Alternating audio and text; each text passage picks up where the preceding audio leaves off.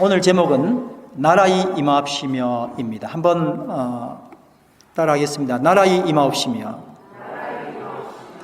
우리가 세 번째 이 시간을 또 가지게 되었습니다. 지난번 우리가 말씀 나눴던 걸 한번 생각해 보겠습니다. 예수님께서 땅에 오셔서 가장 많이 다루신 주제가 뭐라 그랬죠? 뭐라고요? 이렇게 먼 소리 날 때도 집중을 하셔야 됩니다. 가장 많이 다룬 주제가 뭐라고요? 천국. 정말 천국 말씀 많이 하셨습니다. 마태복음은 천국이라 나오고 다른 성경에는 하늘 나라, 하나님 나라 그렇게 표현되어 있는데 마태복음을 천국이라 표현한 이유는 유대인들이 하나님 이름을 마음대로 부르는 것이 힘들어서 하늘 천자를 써서 천국이라 그랬지만 그 의미는 하나님 나라와 같습니다. 근데요, 천국을 오해한 사람들 때문에 예수님이 죽었다는 사실을 알고 있습니까? 이분들이 생각했던 천국이 예수님이 말씀하셨던 천국과는 좀 달랐던가 봐요. 유태인들은 어떻게 오해했을까요? 유태인들이 예수께서 말씀하신 천국을 무엇으로 이해했을까요? 유태인들은 좀 전에 우리가 호산나 다윗의 자손께라고 말했던 그 다윗의 왕국이 다시 재건되기를 원했던 거예요. 한국 사람들, 남자들, 특별히 우리 세대에 있는 사람들, 뭐 여성들도 마찬가지, 청년들 마찬가지겠지만 정말 한국 생각하면 꼭 다시 일어나기를 원하는 사건이 2002년에 월드컵에서 4강으로 간 겁니다. 늘 그 생각하잖아요, 그렇죠?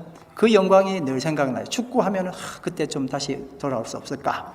그렇게 생각하는 것처럼 이스라엘 백성들에게 있어서 다윗의 왕국은 정말 동경의 대상이었어요. 온 나라를 다스리고요. 그 다음에 이어지는 솔로몬 왕국까지 정말 대단했던 그 영광이 있었단 말이에요. 그러니 예수께서 다시 오셔서 이루실 천국은 무슨 천국이에요? 다윗의 왕국이 다시 오는 거예요. 그 왕국이 와서 정말 한번 짱짱하고 다 좀 처리해 줬으면 좋겠어요.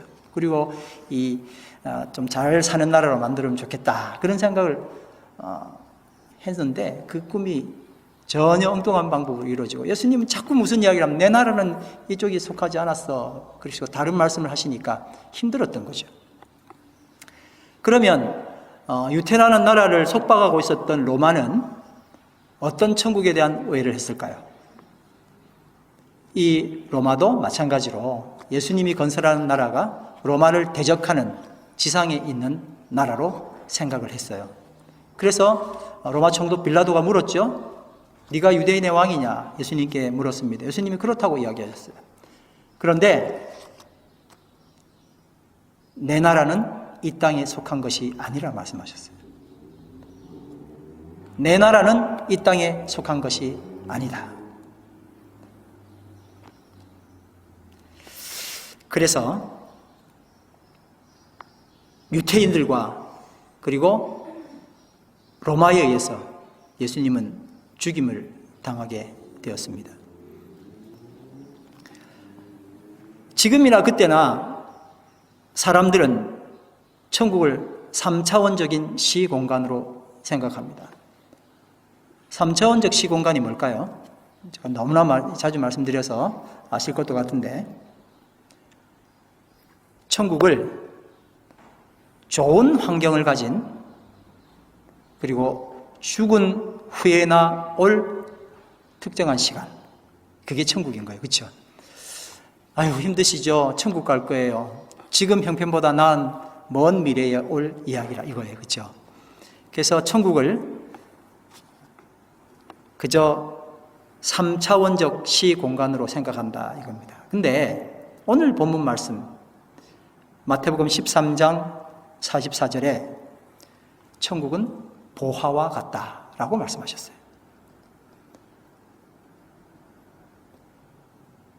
이제 여러분 집중하셔야 됩니다. 그렇게 생각하고 있는 백성들에게 너무너무 힘든데 지금 고통스러운데 지금 압박에서 좀 벗어나면 좋겠는데 예수님께서 오셔서 말씀하시기를 조금만 기다려라, 내가 멋진 왕국을 만들 거야 라고 말씀하실 줄 알았는데 그것과 전혀 관계없는 엉뚱한, 그리고 그 개념과는 전혀 다른 한마디를 하셨는데 천국은 뭐와 같다고요? 보화와 같다고. 뭐 괜찮은 거구나라고 생각하겠지만 사실 그런 의미가 아니잖아요. 천국은 보화를 한번 생각해 보세요. 보화는 과거, 현재, 미래, 시간을 초월해서 당대 최고, 지금 현 상황에서 최고의 시장 가치를 지는 거예요. 그렇죠?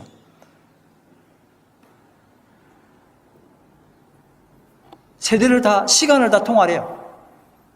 최고로 현재, 지금 순간, 그리고 미래에도 과거에도 가장 가치 있는 게 뭐예요? 그게 보화예요. 내 이전에 삶은 힘들어요. 그리고 현재 삶도 힘들어요.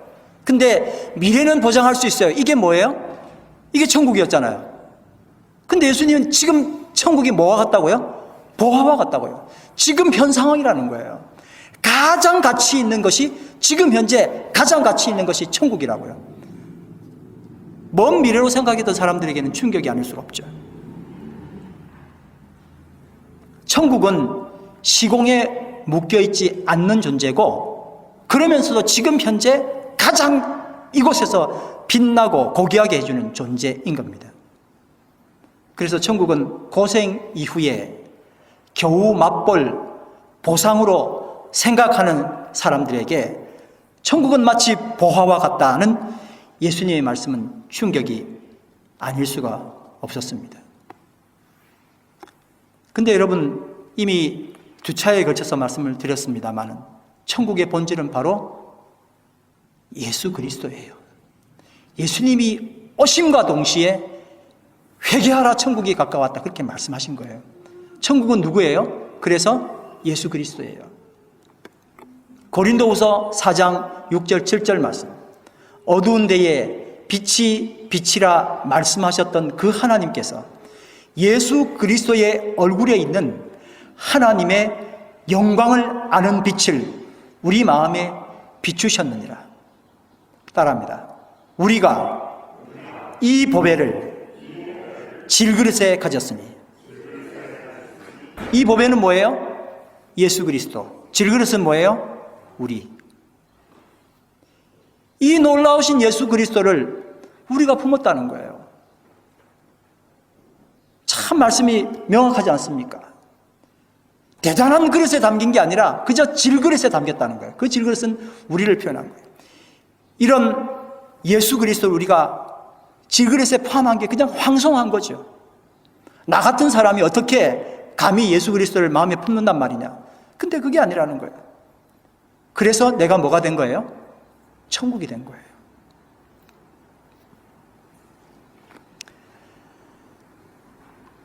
여러분, 예수님은 2000년 전에 유대 예루살렘에서 돌아가셨습니다. 그렇죠? 근데 2000년 전에 예루살렘에서 돌아가신 예수님이 지금 현재 2019년 11월 마지막 주일날 오클랜드에 있는 여러분과 무슨 관계가 있습니까? 나와 무슨 관계가 있어요? 그 전에, 그 과거에 이 동네도 아니고, 뭐 예루살렘에 우리가 지금 있다면 좀 생각이 좀 어떻게 좀 달리 할까요? 오클랜드잖아요. 그리고 그것도 2000년 전이에요. 그 예수가 지금 현재, 지금 이 순간 나와 무슨 관계가 있냐고요. 또 질문을 바꿔보겠습니다. 구약시대 때 있었던 그 많은 믿음의 선조들은 아직 오시지도 않은 예수 그리스도를 그분과 연관하여 어떻게 구원받을 수 있었는가? 그러니 우리가 시간과 장소를 한정하면요, 그 천국을 이룰 수가 없는 거예요. 그 과거나 그 미래나 그 지금 현재가 다 하나님 안에서 통합되어 있는 거예요. 예수 그리스도에서 이 순간에 지금 이 자리에 계신 것처럼 그 과거에도 여전히 존재하고 계시는, 그걸 우리는 천국이라고 이야기할 수 있는 거예요. 그래서요, 요한복음 8장 54절 56절에 이렇게 말씀했습니다. 예수님 말씀하신 말씀이에요. 너희 조상 아브라함은 나의 때 볼 것을 즐거워하다가 역시 보고 또한 기뻐하였느니라. 예수님 말씀하신 거예요. 제가 한번 읽으면 좀 따라하시기 바랍니다. 너희 조상 아브라함은 나의 때 볼 것을 즐거워하다가 역시 보고 또한 기뻐하였느니라. 누가요? 아브라함이요. 아브라함이 믿음의 눈으로 그 마음 가운데 생긴 천국을 통해서 예수 그리스도를 본 거예요. 그러니까 예수님이 어느 시기에 어느 순간에 2000년 전에 예루살렘에 비록 오셨지만 그분이 거기에 한정된 분이 아니라는 거예요. 그 예수께서 지금 현재 내 마음 가운데 역사하시는 거예요. 갈라디아서 3장 6절 7절에 이렇게 바울은 이 말씀을 해석을 했습니다. 아브라함이 하나님을 믿으니 이것이 그에게 의로 여기심을 받는다 함과 같으니라. 그런즉 믿음으로 말미암는 자들은 곧 아브라함의 자손인 줄 알지어다. 오늘 본문 말씀 다시 한번 살펴보겠습니다. 다 같이 한번 읽어볼까요? 마태복음 13장 44절 시작. 천국은 마치 밭에 감추인 보화와 같으니 사람이 이를 발견한 후 숨겨두고 기뻐하며 돌아가서 자기의 소유를 다 팔아 그 밭을 사느니라. 여러분 질문합니다. 이 사람이 보화를 발견한 곳은 어디예요?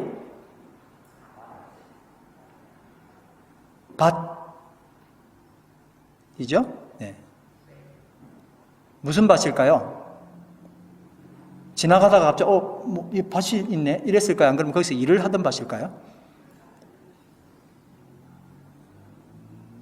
보물을 찾아다니는 도굴꾼이었을까요? 그래서 우리가 말하는 보화는 일상 가운데 있다는 거예요. 이 사람이 보화를 발견한 그 밭은 먼 미래에 도래하거나 먼 곳에 위치한 땅이 아니었어요. 이렇게 천국은 삶의 현장에서 발견되는 거예요. 천국 찾으러 멀리 갈 거 없습니다. 먼 미래에 올 천국도 아닙니다. 지금 현재 이곳에 오신 예수 그리스도를 발견하는 거예요. 도처에 주님께서 날 만나기 위하여 도처에 계신데 그걸 발견하지 않고 자꾸 딴 데 가면 의미가 없다는 거예요. 보화를 발견한 사람은 깜짝 놀랐습니다. 녹슨 상자 안에 엄청난 보화가 가득합니다. 이 보화는 어쩌면은 몇백 년 전에 어떤 부자가 은행이 없었으니까요. 숨겨둔 그런 것이었는데 아마 이 부자는 피치 못할 사정으로 자기 자녀들에게 보물 어디 있어? 우리 보물섬이라는 거 다 아시잖아요. 그죠? 이렇게 지도를 주면서 여기 숨겨 있어. 그렇게 하는 것처럼 자녀에게 그걸 넘겨줘야 되는데 그걸 미처 못한 거예요. 그러니까 이제 이거는 그냥 땅속에 늘 묻혀 있는 거예요. 그러면 이 보물의 주인은 누구예요? 땅 주인이죠. 땅 주인. 땅 주인이 주인입니다. 근데 이 소작하는 사람이 밭을 갈다가 이 보물상자를 발견한 거예요. 이야, 이거 정말 내가 가지고 있는 몇백 배의 재산이 여기 다 들어있네 하고는 들고 갈라 그러다가 이 사람이 머리가 좋은 사람이었던가 봐요. 생각해보니 들고 갔다가 그날로 끝나겠어. 더군다나 소작인인데 너 그 돈 어디서 났어? 이렇게 따지기 시작하면요. 그건 이제 그냥 죽음이에요. 그럼 그거 생각 못 해보셨죠? 가져갔는데 그 돈 너 어디서 났어? 주웠어요. 한두 푼이야 주웠다 그러면 다 이해가 되는데 이게 보통 돈이 아니잖아요. 어디 가서 갑자기 그 돈, 그 보아 가지고 집을 샀다. 그러면 난리가 나죠. 어디서 났어? 출처를 캐면 세상에 나무 땅에서 뭘 하나 캐와가지고 가져갔네. 생각해보니까 안 되겠어요. 이거 제명대로 못 살고 가족도 다 뺏길 것 같아. 이거 그냥 들고 왔다가는 안 되겠어. 생각해 보는 거야. 어떻게 해야 이 보물이 내게 될 수 있을까? 어떻게 해야 되죠? 답 나왔잖아요. 밭을 사는 거예요. 보물을 살 수 있어요, 없어요? 가져올 수 있어요, 없어요? 절대 못해요. 근데 할 수 있는 딱 하나의 방법이 뭐예요? 밭을 사는 거예요. 어떻게 밭을 살 수 있어요? 아이고, 주인한테 밭 주세요 하면 줄 주인이 아니란 말이죠. 그래서 자기가 정말 할 수 있는 모든 걸 다 동원해서, 어쩌면 빚을 냈을지도 모릅니다. 모든 걸 다 동원해서 그 밭을 사게 된 겁니다.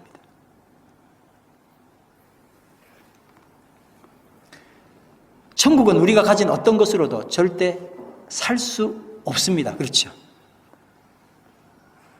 우리의 것을 다 가져온다 해도 천국을 살 수 없습니다. 우리가 소중하게 여기던 어떤 보물을 판다 해도 천국은 살 수 없습니다. 천국은 이 세상적인 것으로는 결코 살 수 없습니다. 방법이 있는데 그게 뭐라고요? 천국이라는 보화를 얻기 위해 우리가 중요하게 생각하는 모든 것들을 다 팔아 그 보화가 묻힌 밭을 사는 겁니다. 샀으면 좋겠죠? 대답이 시원찮네. 샀으면 좋겠죠? 어떻게 사요? 어떻게 사는 겁니까? 샀느니라. 아멘. 밭을 어떻게 사지? 집에 가서 아무리 고민해도 답이 나오면 좋겠는데. 근데 그 말씀이 바로 그 밭을 사는 말씀이 마태복음 19장 16절에서 25절, 좀 전에 우리가 또 본문 말씀으로 읽었던 내용을 우리가 살펴보면 답이 나옵니다. 부자 청년이 여기 등장합니다. 선생님, 내가 무슨 선한 일을 하여야 영생을 얻으리까? 영생은 하여야 얻습니까? 아니에요. 근데 이 사람은 하여야라고 물어봤어요. 그래서 예수님이 하여야로 대답을 해주십니다. 이 사람이 생각했던 영생은 구원 얻어서 하늘나라를 소유하는 것이겠죠. 우리와 같은 생각일 겁니다.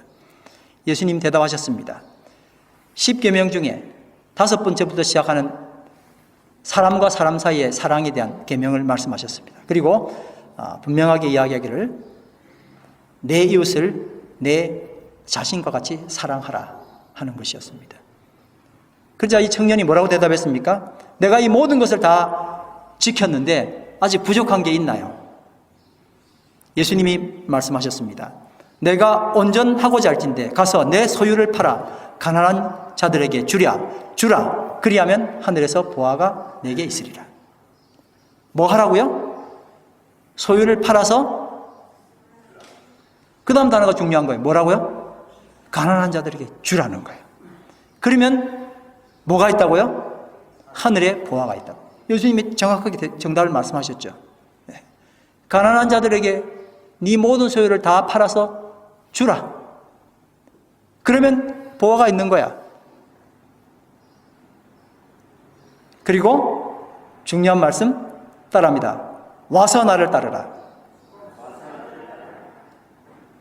예수님 말씀에서 우리는 어떻게 보화를 얻은지 분명히 볼 수 있습니다. 자기가 가지고 있었던 모든 것을 다 처분해서 누구에게 주고요? 가난한 자들에게 나누어 주고. 그러면 그게 뭐가 된다고요? 밭을 사는 일이 된다고요. 그러면 보화가 생기는 거라고요. 가난한 자들에게 나누어 주는 것. 이것이 바로 밭을 사는 방법이었습니다. 가서 내 소유를 팔아 가난한 자들에게 주라. 그리하면 하늘에서 보화가 내게 있으리라. 정말 중요한 말은 그 다음에 나옵니다. 그리고 와서 어떻게 하라고요? 나를 따르라. 이미 여러분과 함께 나눈 말씀입니다. 천국은 뭐라 그랬죠? 예수 그리스도의 통치를 받는 것. 세상의 통치가 아니라, 나의 통치가 아니라 누구의 통치를 받는 게 천국이라고요? 예수님의 통치를 받는 거예요. 그래서 다시 물어봅니다. 천국은 뭐라고요? 예수 그리스도의 통치를 받는 것. 그러니까 이 사람이 가지고 있었던 생각, 이 부자 청년이 천국을 소유하려고 했던 생각은 그냥 예수 없는 천국이었어요. 자기 마음대로 할 수 있는 천국이었었어요. 근데 예수님이 말씀하셨던 천국은 뭐냐면 예수님이 다스리는 나라예요. 그러니 이 사람이 가지고 있었던 재산을 다 팔고 가난한 자들에게 나눠주고 그 다음에 어떻게 하라는 거예요? 진짜 천국을 얻는 방법은 예수님의 통치에 따르는 거예요. 그러니 어떻게 하면 돼요? 예수를 따르는 거예요. 여러분 좀 전에 어떻게 하면 저 보화를 얻을 수 있지 하고 금 생각하셨죠? 근데 금보다 더 귀한 예수님, 그분을 따르는 게 천국이라는 거예요.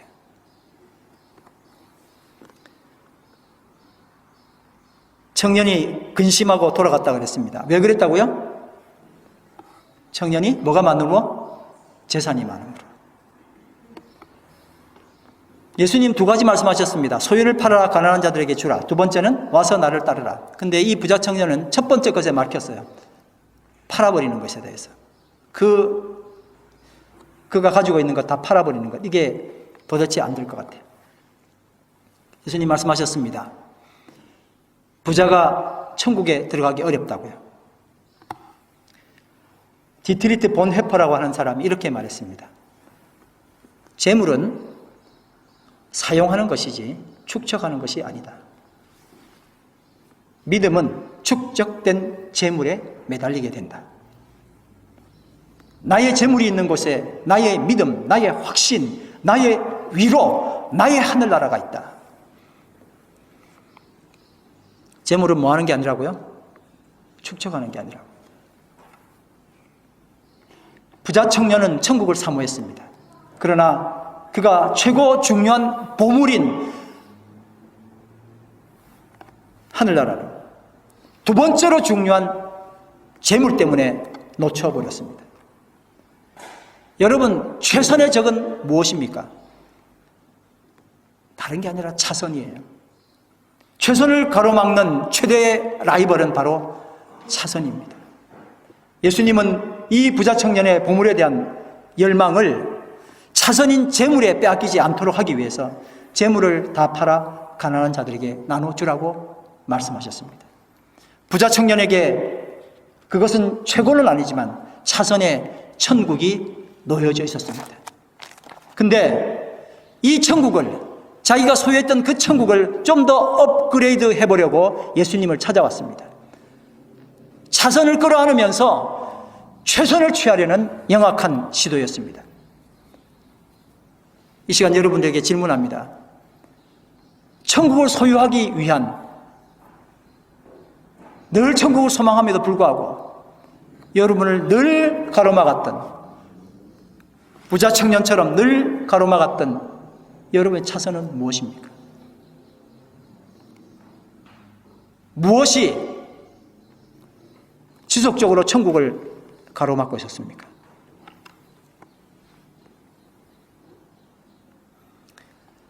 만약 부자 청년이 삭개오처럼 그 재산을 다 팔아 가난한 자들에게 나누어 주었다면 그는 나를 따르라는 예수님의 말씀을 이행할 수 있었습니다. 나를 따르라는 말씀의 의미는 무엇일까요? 아주 중요한 내용입니다. 한번 따라하겠습니다. 내가 예수님의 다스림을 받고 사는 것이다. 따라합니다. 남이 아니라 내가, 사회가 아니라 내가 천국의 삶을 사는 것이다. 지난번에 한국의 데모에 대해서 말씀을 드렸습니다만 이 세상은 한국뿐만 아니라 개혁을 외치고 개혁을 외쳐왔었습니다. 인류 역사상 개혁은 참으로 많이 일어났습니다. 진정한 개혁 별로 일어나지 않았습니다. 오직 하나 성공을 이룬 정말 대단한 개혁이 있었는데 그것이 바로 종교개혁입니다. 뭐라고요? 종교개혁. 근데 이 종교개혁은요, 한 크리스찬의 처절한 신앙적 고민에서 출발했습니다. 한 사람이 개혁되니까 종교개혁이 일어났습니다. 그 사람 이름 바로 마틴 루터였습니다. 한 사람의 심령 속에 이루어진 변화가 그 인격과 생활을 바꾸고 나가서 세계를 바꾸는 역사를 만들었습니다. 종교개혁, 사회개혁, 세계개혁, 이 어려운 문제는 다 자기 개혁에 있습니다. 자기 개혁이 없는 사람이 세계개혁하고 사회개혁하고 하니까 온통 세상은 시끄럽습니다. 자신의 죄로 몸부림칩니다. 내가 어떻게 하면 더 의롭고 더 완전한 사람이 될 수 있을까? 그래서 로마서를 보다가 내 의가 아니라 하나님의 의라는 것을 깨닫게 됩니다. 내 의는 쓰레기구나, 아무것도 아니었구나 라는 사실을 깨닫고 그렇게 처절하게 매달리다가 이것이 종교개혁이 된 거예요. 마틴 루터는 종교개혁을 부르짖은 사람이 아닙니다. 그런데 그 한 사람의 개혁 때문에 전 세계는 개혁이 된 겁니다. 종교개혁은 세계를 고민하고 인류를 고민하고 민족의 장래를 걱정하다가 된 게 아니라 자기 자신을 처절하게 보았기 때문에 일어났던 이야기입니다. 러시아 대문호 톨스토이 이렇게 말합니다. 사람들은 세상을 바꾸고 싶어 하면서도 자신은 바꾸려 하지 않는다. 앤드류 모레이라는 사람은 이렇게 말했습니다. 사람들은 하나님께 세상을 바꿔달라고 기도하지만 하나님은 그 기도하는 사람을 바꾸기를 원하신다. 여러분, 천국은 어디 있다고요? 이 땅에 속한 것이 아닙니다. 천국은 어디 있습니까? 바로 내 자신에게 있어요. 어떻게 해야 돼요? 예수 그리스도의 다스림을, 주님 나를 다스려 주시옵소서. 그것이 천국이에요. 고통스럽고 힘든 일, 그게 사라지는 게 천국이 아니라 예수께서 나를 다스리는 일이, 그게 천국이에요. 천국은 어느 것보다 좋은 환경, 어제보다 더 좋은 시간을 의미하는 것이 아닙니다. 예수님을 모신 것, 그 장소, 그곳이 바로 천국입니다. 이 세상은 예수님 없는 더 좋은 환경, 예수님 없는 더 좋은 시간으로 우리를 유혹합니다. 얼음 과자 당장 맛있지만 자꾸 먹으면 배탈이 나요. 그런 노래가 있습니다. 그것이 건강을 해치듯이 가짜 천국의 유혹으로 인해서 우리의 삶에 뭔가 불편한 상황이 올 때, 다시 이야기해서 꼭 지옥 같다는 그런 감정이 우리를 사로잡을 때 뭐라고요? 꼭 지옥 같다, 내 삶이 왜 이래? 라는 감정이 사로잡을 때 과연 나는 하나님의 통치를 따르고 있는지 물어볼 절호의 기회입니다. 당신이 크리스찬이면서도 지속적으로 지옥을 경험한다면 그것은 내가 아니라 남을 개혁하려는 의지 때문이고, 정작 하나님이 나를 통치하시려고 하는데 요리조리 피하는 너무 능수능란한 내 태도 때문에 그렇습니다. 오늘 예수님의 통치하심이, 그리고 그것을 즐겨 순종함이 우리에게 있게 되길 바랍니다. 창조적 순종이 있게 되길 바랍니다. 그런 개개인이 되기를 바랍니다. 그래서 예수장 공동체가 천국 공동체로 임하는 역사가 있기를 주님의 이름으로 축원합니다. 내는 주의 영광을 보내 우리 가운데 계신 주님, 어디에 계시다고요? 우리 가운데요. 하늘에 계신 줄 알았는데 알고 봤더니 내는 주의 영광을 보내 지금 여기 계신 하나님을 배우기를 간절히 바랍니다. 내 속에 계신 하나님, 여기 계신 하나님을 보는 은혜가 있길 바랍니다. 다 같이 일어나서 찬양합니다.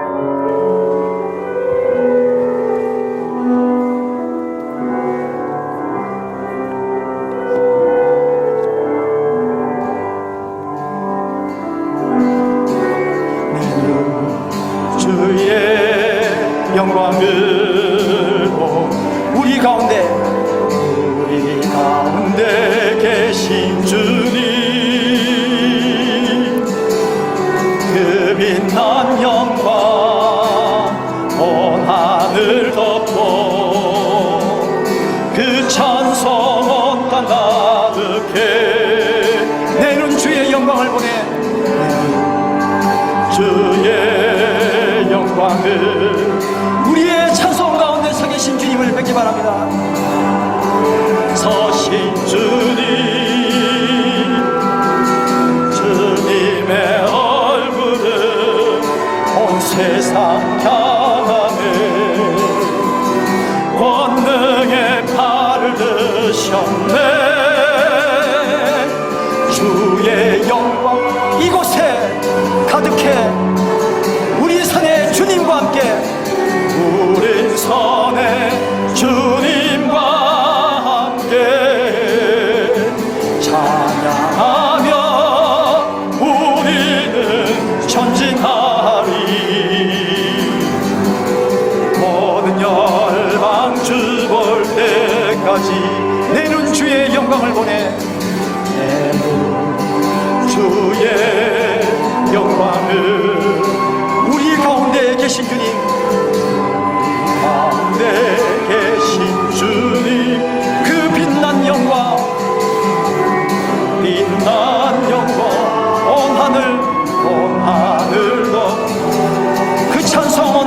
가득해 찬송은 땅 가득해 할렐루야. 주의 영광을 찬송 가운데 서신 주님, 찬송 가운데 서신 주님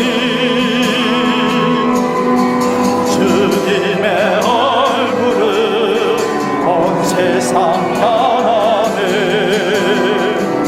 권능의 팔을 드셨네 주의 영광 이곳에 가득해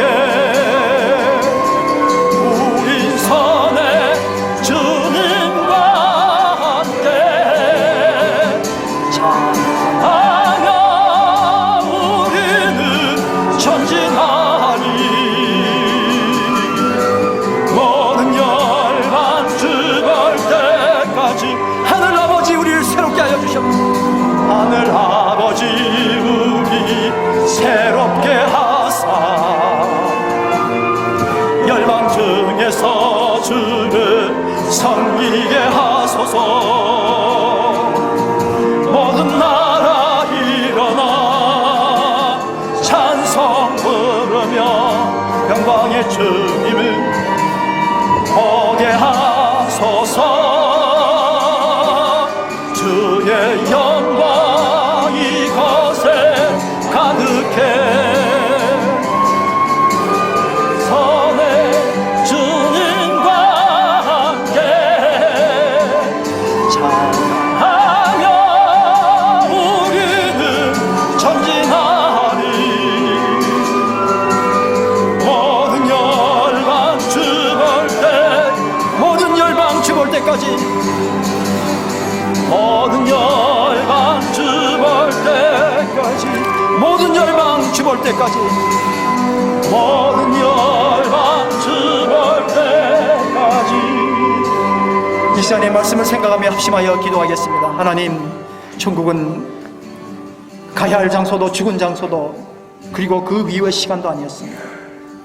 천국은 임하는 것이었습니다. 예수님 자신이 천국이었고 예수님이 오셔서 각 개인에게 회개를 선포하시고 하나님이 통치하시는 그 통치를 받아들이는 개개인에게 임하는 천국이었습니다. 예수 없는 천국을 동경해 왔던 우리를 용서하여 주시고 이제 우리를 다스려 주시옵소서.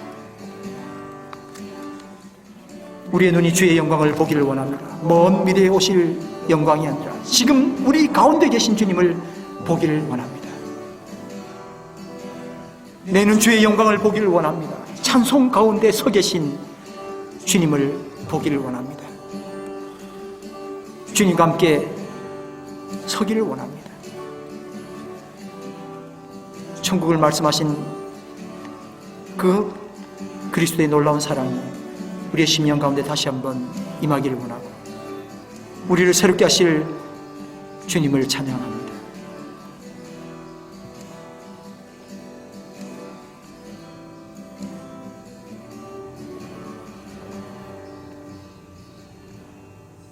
내 눈 주의 영광을 눈을 감고 찬양합니다. 우리 가운데 계신 주님 그 빛난 영광, 그 빛난 온 하늘 덮고 온 하늘 덮고 그 찬송, 내는 주의 영광을 보내. 내 눈 주의 영광을 찬송 가운데 서신 주님, 찬송 가운데 서신 주님 주님의 얼굴은 온 세상 향하니 주님의 얼굴을 온 세상 향한 권능의 팔을 드셨네. 권능의 팔을 드셨네 주의 영광, 주의 영광 이곳에 가득해 우린 선해 주님과 함께 찬양하며 우리는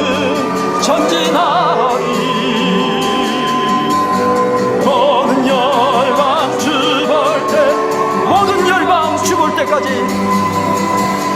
모든 열방 죽을 때까지 모든 열방 죽을 때까지 할렐루야.